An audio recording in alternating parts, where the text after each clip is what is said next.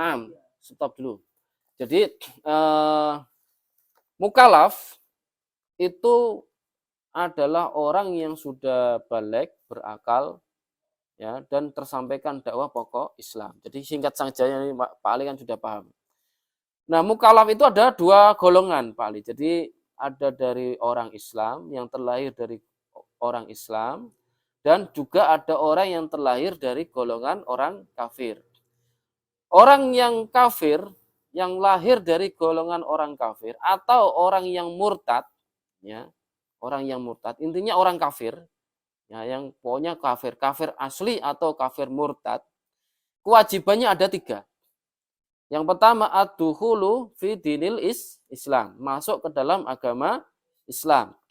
Yang kedua wasubutu fihi 'alad dawam, menetapi keislaman di dalam hatinya, ya, sampai selamanya. Artinya sampai meninggal dunia.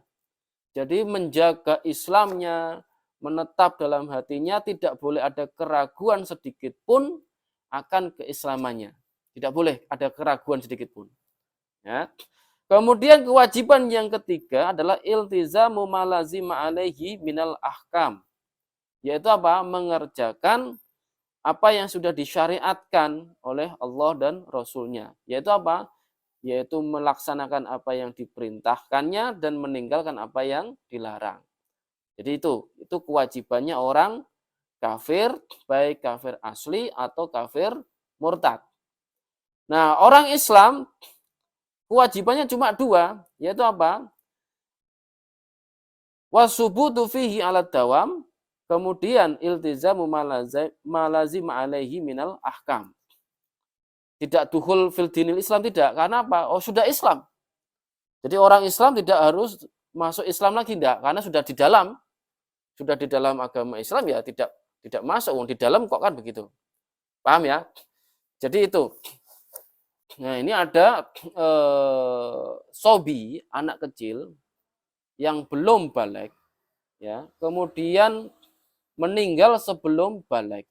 Maka anak itu tidak diadab, tidak dimintai pertanggungjawabkan. Artinya sudah langsung masuk surga. Baik anak kecil itu dari orang Islam atau anak kecil itu dari orang kafir. Bisa dipahami? Nah, jadi karena dia belum mukallaf. Belum mukallaf. Jadi anak kecil yang belum balik kemudian meninggal dunia sebelum balik, maka walaupun dia dari golongan orang Islam atau dari golongan orang kafir, maka nanti di akhirat tidak akan dimintai pertanggungjawaban karena belum mukallaf. Itu yang pertama. Kemudian ada orang gila. Orang gila balik, sebelum balik gila, kemudian setelah balik masih gila, belum pernah sembuh, kemudian meninggal dia juga masih gila sampai dia meninggal, maka orang ini tidak dimintai pertanggungjawaban. Karena dia gila dari kecil sampai dia mati.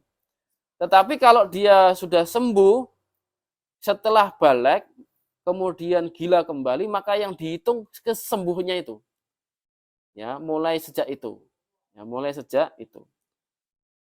Kemudian ada orang yang berakal, kemudian sudah balik, tetapi orang ini tidak menerima dakwah pokok Islam.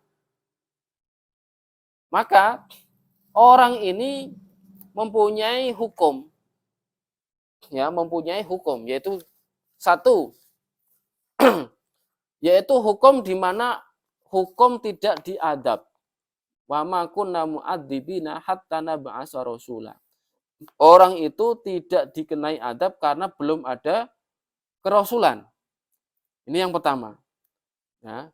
Kemudian yang kedua, Allah mengampuni seluruh hambanya yang muslim, ya, kecuali orang itu ada hijab, yaitu apa? Orang yang melakukan kekufuran atau kemusyrikan. Nah, berarti apa? pada masa fatrah itu ada orang yang melakukan kemusyrikan dan juga ada orang yang tidak melakukan kemusyrikan.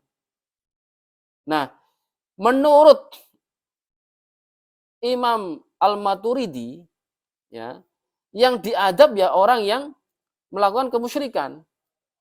Yang tidak melakukan kemusyrikan tidak diadab. Ini menurut Imam Al-Maturidi. Sedangkan menurut Imam Abul Hasan Al-Asy'ari, ya, dan para ulama-ulamanya, pada masa fatrah itu selamat semuanya. Nah, pada masa fatrah. Nah, tetapi itu pun masih belum ada perinciannya lagi, karena ada ulama yang sudah ini diteliti bahwa beberapa ulama, tapi tidak saya perinci karena ini kan intinya begitu saja, ya, intinya begitu saja. Nah, ini berarti apa? Ada orang Islam di situ.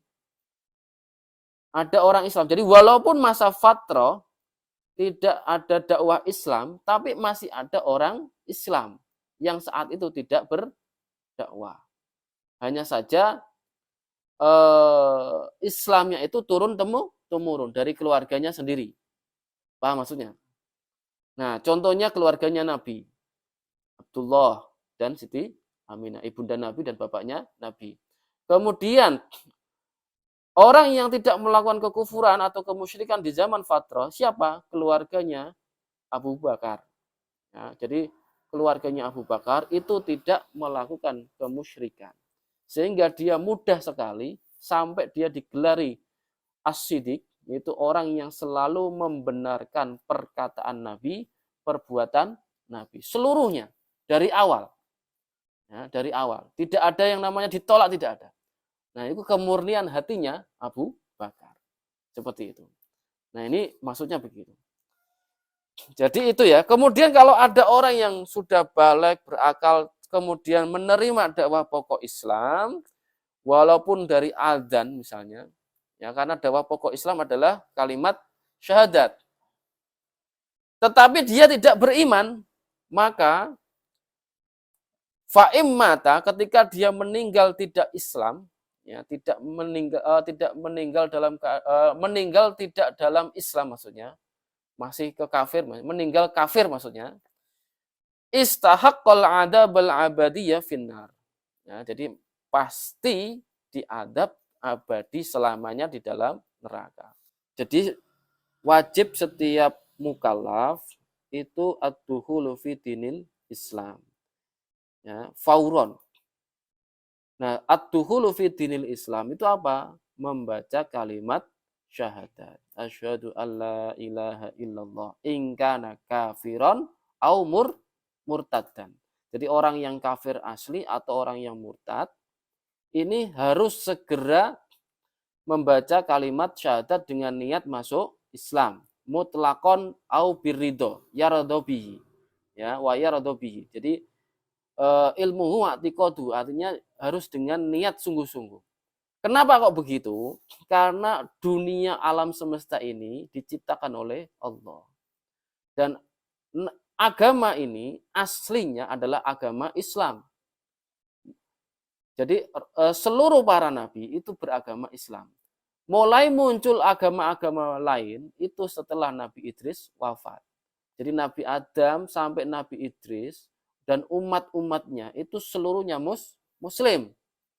Ya, tidak ada agama selain Islam, tidak ada. Setelah Nabi Idris wafat, baru ada namanya masa fatrah masa jahiliyah pertama. Kemudian muncul Nabi Nuh, dilahirkan Nabi Nuh. Nah, di masa itu akhirnya apa? Banyak kemusyrikan. Bisa dipahami ya? Seperti itu. Nah, makanya wajib kita mendakwahkan kepada orang-orang kafir untuk masuk Islam. Kenapa? Kalau tidak masuk Islam, diadab selamanya di neraka. Kan kasihan. Makanya kalau kita sudah ngaji seperti ini, melihat orang kafir dengan mata ainur rahmah. Kasihan maksudnya. Melihat orang kafir itu kasihan. Kalau meninggal dalam keadaan kafir, gimana gitu loh maksudnya. Paham maksudnya? Diadab mulai dari kubur sampai di neraka selamanya loh. Paham maksudnya? Maka kalau sudah begitu, kita harus mengajak untuk masuk Islam supaya bareng-bareng sama kita di surga, gitu loh maksudnya. Bisa dipahami? Nah, jadi begitu. Kemudian di angkana musliman, jika orang Islam maka tetap wajib mengucapkan 2 kalimat syahadat di dalam apa? Di dalam sholat. Ya, di dalam sholat di tahiyat akhir ya. Kemarin kita sudah membahas ini. Jadi di dalam tahiyat itu ada kewajiban yaitu rukun qauli. Ya, di dalam sholat itu tahiyat akhir. At-tahiyatul, ini tahiyat yang panjang yang biasa kita pelajari dari kecil. At-tahiyatul mubarakatus sholawatut thayyibatulillah. Assalamu alayka ayyuhan nabiyyu wa rahmatullahi wa barakatuh. Assalamu alayna wa ala ibadillahi sholihin. Nanya panjang ya. Assalamu alayna wa ala ibadillahi sholihin. Ashhadu an la ilaha illallah wa ashhadu anna Muhammadar Rasulullah. Allahumma sholli ala sayyidina Muhammad. Sampai sini sudah selesai. Kalau ditambahi wa ala alihi wa sahbihi wa sallim atau dan seterusnya itu sunnah. Jadi Allahumma sholli ala sayyidina Muhammad ini sudah batas kewajiban sampai sholawat ya. Nah, ada tahiyat yang pendek. Ingat enggak? At-tahiyatu lillah. Assalamu alayka ayyuhan nabi. Assalamu alayna wa ala ibadillahi sholihin. Assalamu alayna wa ala ibadillahi sholihin. Asyhadu an la ilaha illallah wa asyhadu anna Muhammadar Rasulullah. Allahumma sholli ala sayyidina Muhammad. Atau sallallahu ala Muhammad itu jadi boleh. Itu tahiyat yang terpendek. Gitu ya Pak Ali ya.